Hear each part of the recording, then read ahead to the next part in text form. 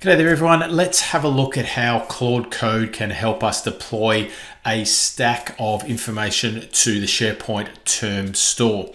So I thought I'd turn back on the tools today, deploying some information architecture, and one of those components was the term store. So what I thought I'd do is turn to Claude Code inside of Visual Studio Code to see what it can do to help make my life a hell of a lot easier. So we can see I'm in Claude Code inside of Visual Studio Code. Now, I'm not going to go through the deployment, getting all this set up. That's not the purpose of this video, but I will show you the spreadsheet that I have got with each tab. These are going to be term sets, and the terms that are going to be part of those term sets are all of these document types. So let's see what Claude Code can do. I've got a spreadsheet that I'm going to give you that is made up of a number of tabs. Each one of these tabs is representative of a term set. In each tab, there is a list of terms that I want added to the term set. Now, we first need to create a term group called global terms. Each tab represents a term set, so the term sets need to be named the same as these tabs, and then the values that are in the column A will be the values of the term set. Can you please help me deploy this to the global term store of my tenant? So there's my prompt. Let's see what happens. Okay. So I've got a folder just on my local computer.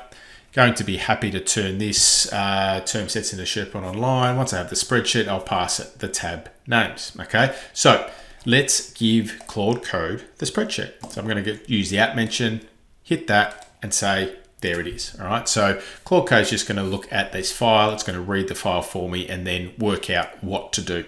So while this is doing that, I can be off, and I was off doing other things, creating sites and doing all that sort of stuff as well.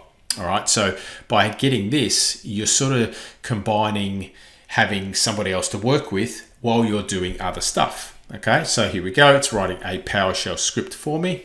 All right, so it's passing the Excel first, and then it's going to do all of this. All right, so I'm just going to leave this as is. We'll come back once it's done all its prereqs and everything, and it's going to read this, and it's going to pass the Excel file and then determine what to do next.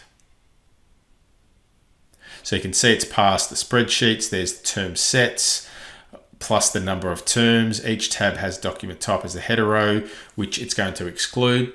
Good, smart enough to do that. Let's generate the PnP PowerShell deployment script. Okay. Again, this is way easier and way more productive than sitting there writing scripts and all that sort of stuff. You can let that sit there while you're doing other stuff. Okay, allow to write to this script. I want to allow that, which is good. It's ready. Here's what it does. Connects to the tenant using interactive browser login, etc. Let's just actually see if that happens, right? But the site URL is incorrect, all right? So it's temporarily going, removing the temporary parsing script, but I've got a feeling this isn't going to work. Okay. So your deployment script is ready to go. So what I'm going to do here is I'm actually going to pass in, I'm going to say the admin URL is this, right? So I'm going to pop in, let's go admin, like so. There are better ways to do this, but I just want to show you backwards and forwards and having a conversation. Literally, Claude Code here is your agent, right? So, isn't installed yet? Let me first install it. So I don't even have to do that. So you're starting to get an understanding that this literally is doing tasks for you. It's getting things done for you. Okay, so we're going to allow this bash command. It has installed everything it needs to. Let's have a look and see what happens. So it's running into a few little issues, but that's okay. It's fixing itself up, right? So it's The issue is using PowerShell 5.5, needs PowerShell 7. Let me check if it's installed and available. It is, which is good. Let's go this one. So we'll install PowerShell 7. We'll just so this is all good. So it's doing everything for me.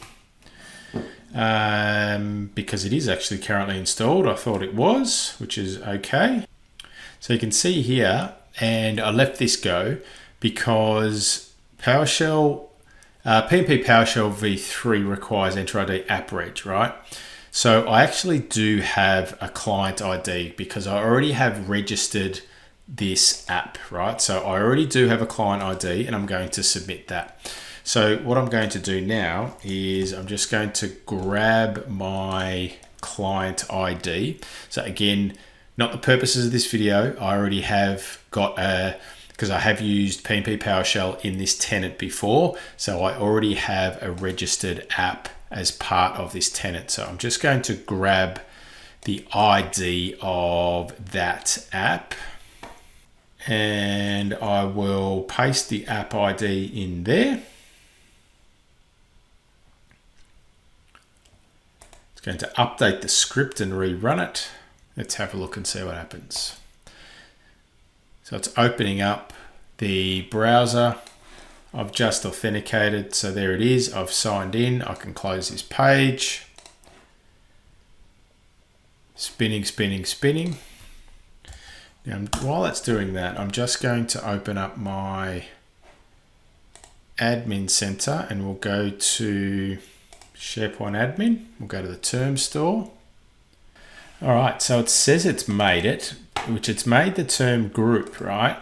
But if I refresh, we can see that it actually hasn't. All right, so this is a good thing about live demos. This hasn't fixed it. Now I haven't edited, I haven't cut this out, right? So let's go and say, can you please recheck as the group has been created, but the term sets and terms are not there. All right, so let's see what happens, right? So again, we're having conversation, we're double checking, human in the loop here, and we're reviewing the output, okay?